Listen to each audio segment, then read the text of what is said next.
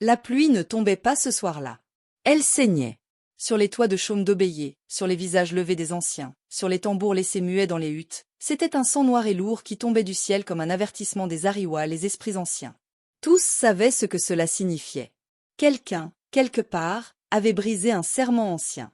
Dans le silence de ce crépuscule maudit, une femme hurlait dans les entrailles d'un sanctuaire interdit. Sa voix, rauque et brisée, traversait les palmiers noueux, les arbres à palabres et les statues oubliées. Elle s'appelait Orisha, et elle accouchait sous la garde de 3 femmes au visage voilé, dans le temple caché de Nkemo, la déesse des passages. Autour d'elle, des symboles peints avec du sang de chèvre fumaient dans la pénombre. Des cordelettes d'os suspendues au plafond tintaient à chaque gémissement. Le sol était chaud, pas à cause du feu, mais à cause de la présence. L'air était épais de magie. Le genre de magie qui exigeait toujours un prix. Orisha savait qu'elle mourrait cette nuit. Pas à cause de la naissance. Pas à cause du sang qu'elle perdait. Non, elle mourait parce qu'elle avait osé enfanter l'héritière du serment, celle que les Ariwa avaient juré d'effacer si jamais elle revenait. Quand l'enfant glissa hors d'elle, la terre trembla. Le tonnerre ne gronda pas dans le ciel, mais sous la terre. Les arbres autour du sanctuaire plièrent leurs branches comme pour se couvrir les yeux. Et dans un souffle d'outre-monde, la voix de l'arbre d'ébène s'éleva dans la nuit. Elle est née. Celle qui portera le poids des fautes passées. Celle dont le cœur devra saigner pour que le monde respire.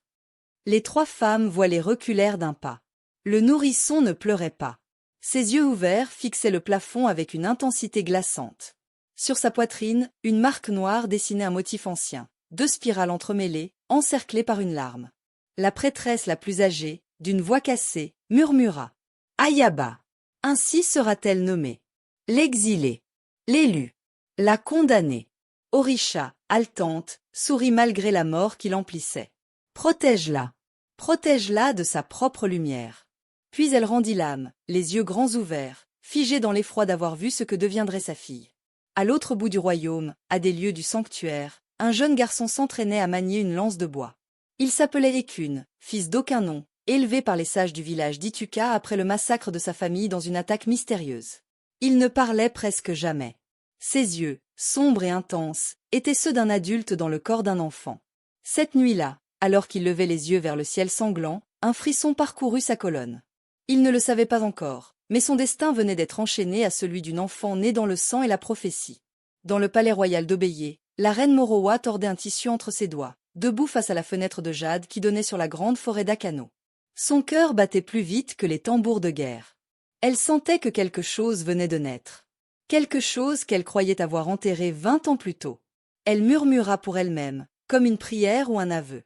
Tu n'aurais jamais dû survivre. À la lisière de la forêt, Olufmi, l'ancien prêtre désormais exilé, ouvrit les yeux après des heures de transe noire. Il sourit. Un sourire d'ombre et de bile. La pièce manquante est arrivée. Le serment peut enfin être brisé, à ma manière. Ce soir-là, nul ne dormit dans Obéier. Les enfants pleuraient sans raison. Les chiens hurlaient à la lune absente. Et dans les ténèbres, la forêt d'Akano chuchotait. Elle savait que les esprits allaient réclamer leur dû. Et qu'un jour, le sang coulerait à nouveau, mais cette fois, ce serait celui d'un roi. Ayaba grandit cachée dans le village d'Afaré, sous la garde des prêtresses silencieuses.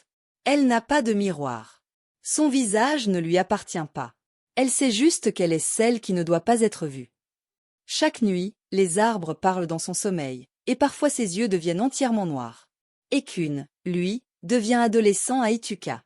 Il affronte les bêtes de la savane, apprend à traquer les hommes. Il forge sa propre lance à 13 ans. Son cœur se glace. Il n'attend plus rien, sauf vengeance. La reine Morowa rêve chaque nuit de serpents blancs s'enroulant autour de son trône. Et dans la forêt d'Akano, des silhouettes commencent à apparaître, les Igunus, esprits errants au visage de cendre. Ils cherchent leur hôte. Olufmi pénètre dans la tombe des premiers, brisant le cercle d'interdiction. Il parle aux esprits noirs, les Ariwa reniés. Il lui offre une arme, un nom oublié. Il le murmure dans la nuit. Ayaba. Ayaba, maintenant âgée de 17 ans, sauve une enfant tombée dans une rivière. En la touchant, elle voit sa mort prochaine. Les prêtresses comprennent que ses dons s'éveillent. Elle est médium, prophétesse, et peut convoquer les morts. Morowa envoie des soldats détruire le village d'Afaré. Ayaba s'enfuit avec l'aide d'un vieil esprit en forme de chacal boiteux. Ekun, lui, est recruté dans la garde royale, sans savoir qui règne vraiment sur son destin. Ayaba entre pour la première fois dans Zobéié déguisé. Elle croise Ekun, sans savoir qui il est. Lui la protège d'un marchand cruel. Une tension naît. Elle entend son nom dans ses rêves, et il entend sa voix dans les siens. Olufmi convoque une tempête de feu qui ravage une partie du royaume. Il est acclamé par ceux qui haïssent la reine. Une guerre civile éclate. La reine Morowa, confrontée par un ancien oracle, avoue, Ayaba est sa propre fille, née d'un rituel interdit pour accéder au trône. Elle l'a fait sacrifier à la forêt, sans savoir qu'elle survivrait. Ayaba se perd volontairement dans la forêt d'Akano. Elle y reste 40 nuits. Elle affronte ses visions, ses peurs, ses ancêtres. L'arbre d'ébène lui parle enfin, une entité colossale, mi-arbre, mi-dieu, qui lui offre 3 dons en échange d'un sacrifice futur qu'elle n'aura pas le droit de refuser. Elle ressort changée, ses yeux sont devenus comme l'ébène. Elle voit les lignes du destin. Ekun, lui, devient général d'une armée d'insoumis. Son cœur se durcit. Il tue un roi local, écrase les rebelles. Il croit servir la justice, mais il devient lentement l'instrument d'Olufmi. Ayaba et Ekun se retrouvent sur un champ de bataille. Elle reconnaît l'enfant du feu dans ses rêves. Ils se confrontent et se reconnaissent. Une nuit d'amour les unit, mais à l'aube, le devoir les déchire. Elle apprend qu'il a tué un village lié à ses protecteurs. Il apprend qu'elle est la fille de la reine qu'il déteste. La reine Morowa, voyant le royaume s'écrouler, tente de se réconcilier avec sa fille. Ayaba refuse. Olufmi sacrifie un enfant pour ouvrir un portail au Igunu. La forêt devient une mer de spectres. Obéié brûle. La ville est assiégée de l'intérieur. Des milliers de morts se lèvent chaque nuit.